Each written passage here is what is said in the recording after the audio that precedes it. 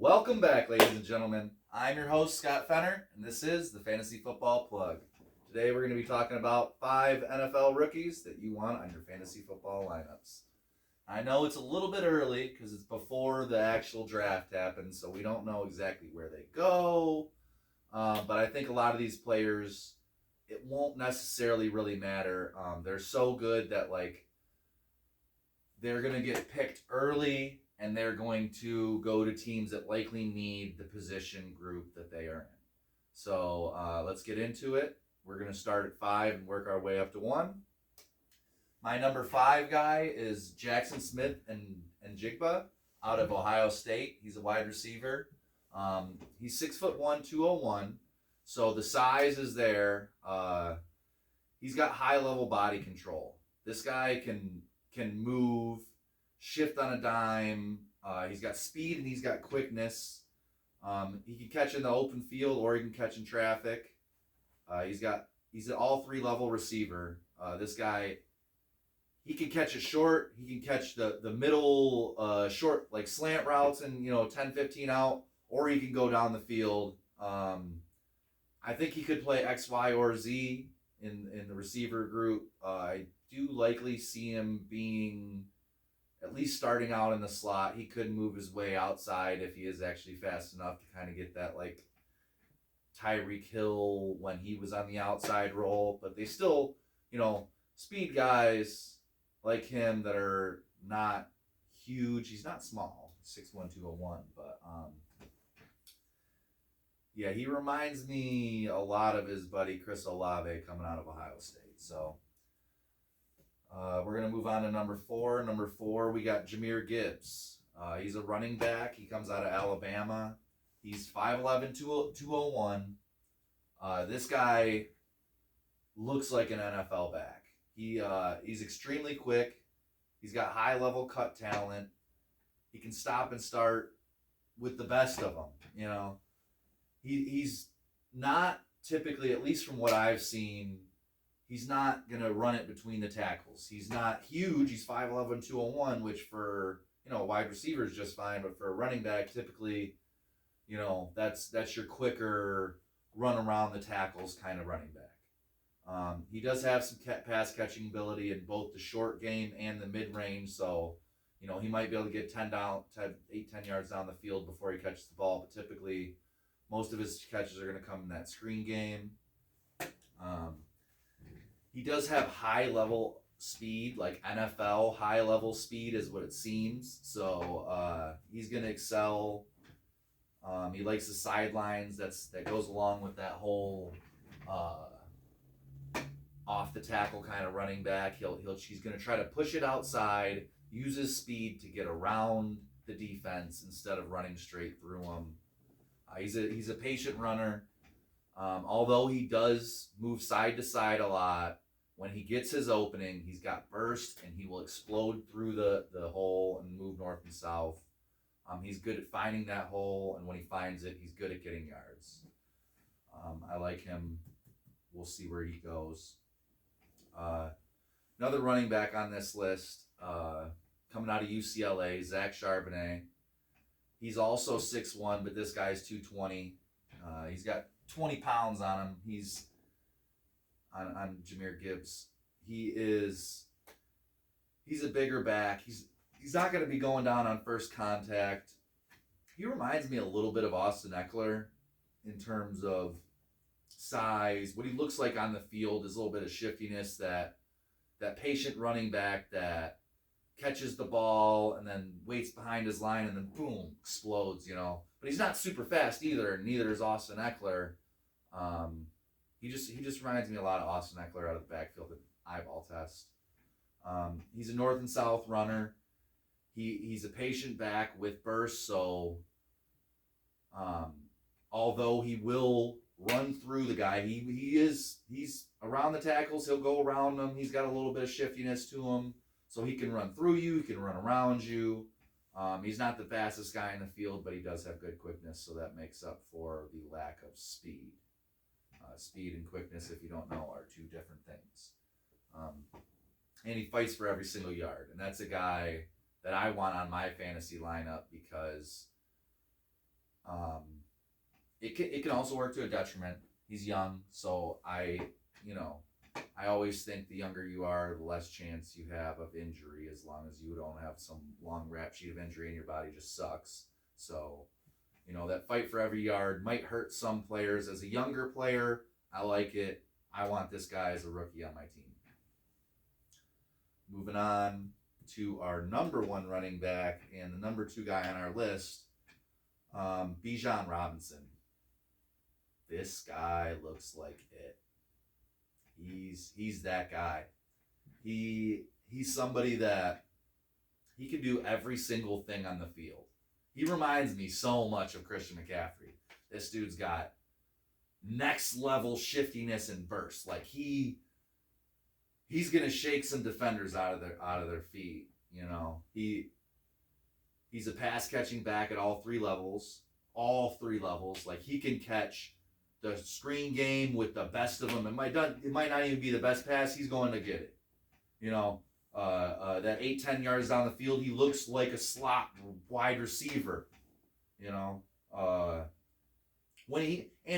He's got some like 40+ yard down the field catches, and he again looks like a receiver when he plays that role. He's somebody that I will be going after heavily. He's patient. He doesn't go down on first contact, and this guy is a generational talent. I want him on my team. He's likely going to go in the first round of the NFL draft, and I wouldn't be surprised if he's one of those guys. If he gets in the right situation, because a lot of this depends on where they go. But if he gets in the right situation, I would not be surprised if he is a first round fantasy running back. This guy's real. He's real. And NFL defenses are going to have to take him out. And another guy on this list, I would likely have Bijan Robinson as my number one. But I think this guy, like Bijan Robinson, I like him a lot, and he will be a good NFL back. And I don't think he'll be the number one overall back in fantasy next year. I don't think he'll be a top 5 back in fantasy next year. He will be good if he goes to the right place. Quinton Johnson, though. The league is turned into a passing league. And his size, his speed, his strength, eyeball test, he's 6'4", 201, so he's not like the biggest guy in the world. I don't know if I went over Bijan's. He was 6', 220. Also similar size to Zach Charbonnet. But we're going moving on. Quinton Johnson, 6'4", 201. He is insane in the open field. This guy, he can move like he's 6'4". He moves like he's 5'10".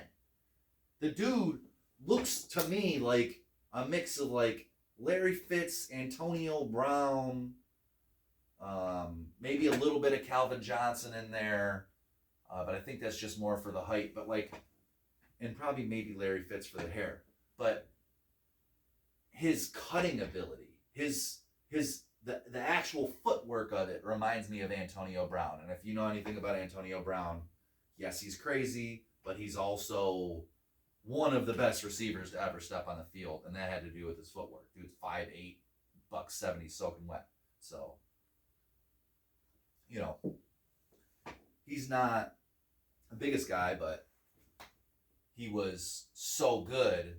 And then now you have what I think might change this game. This guy literally might change the way NFL defenses have to draft. They might have to start drafting taller cornerbacks.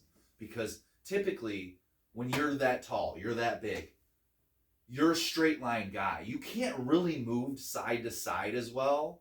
I'm 6'4", like roughly 230. I understand it. I wasn't good enough to ever do anything with it. But I understand the pain in the knees, the pain in the ankles, things that are associated with being tall that make it hard to be able to be as quick as you want to be. And he has it. He has the height and the size, and he still has the quickness and the speed and the mental fortitude to know what to do and when to do. He's gonna embarrass a lot of NFL cornerbacks. He's got every single tool that you need in an NFL wide receiver and then some. If I'm an NFL GM, I might reach a little bit on him just to get him. Like who's got the number 1 pick? The Bears got the pick, you know. They did go after another wide receiver in Claypool. That's a good piece to have there. But you know, if you still had like Darnell Mooney, you have Chase Claypool, and then you draft a guy like this, and you give Justin Fields that. I get that you could even possibly trade back to the number 2 pick, do the same thing, give it to Indy, and do it that way. But Quinton Johnson, out of TCU, he is so good. He needs to be a very high round NFL draft pick because there's too many teams every single year. You go through the NFL draft going, well, how did this many people pass on this guy? And it's because the way the NFL draft works is like, you know, you can only pick certain positions with that first slot typically. You have to be, if you're a wide receiver, you have to be so far and ahead of the way that it's like, you'd be stupid not to take him. And to me, this guy is close to up there. Like, I think he's going to be one of those guys that drops to, you know, a possibly closer to the 10 pick, and then 9 teams are like, what were we thinking not taking Quinton Johnson? We could have had Quinton Johnson over Brennan, you know, but we took this guy. So I think he's my guy. He's my guy. I want on my team. If I can, I will be taking Quinton Johnson and Bijan Robinson next year. I don't think I will be able to because I'm typically not an early drafter of your rookies because of success rates aren't as high as second or third years. At least at the running back position, even though I named 3 out of the 5 as a running back.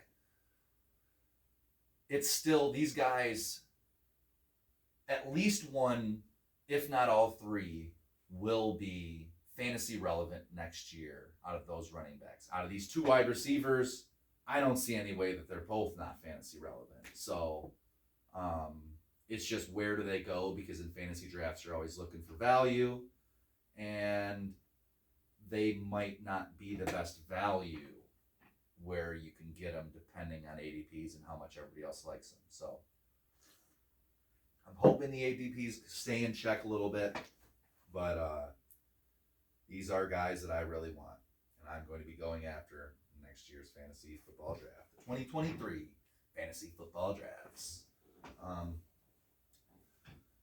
I am your host, Scott Fenner, and this is another episode of the Fantasy Football Plug. Signing out.